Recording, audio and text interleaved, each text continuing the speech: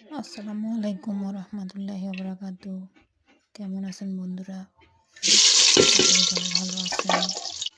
তো আজকে আমি রান্না করতেছি ঘরে পালা মুরগি। 2টা মুরগি ছিল, বড় বড় হয়েছে। তো আজকে একটা রান্না করতেছি। তো আমি মুরগিটাকে সুন্দর করে কুটে ধুয়ে নিছি।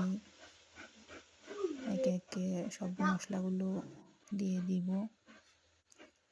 তো মশলাগুলো দিয়ে সুন্দর করে কষায় রান্না করব।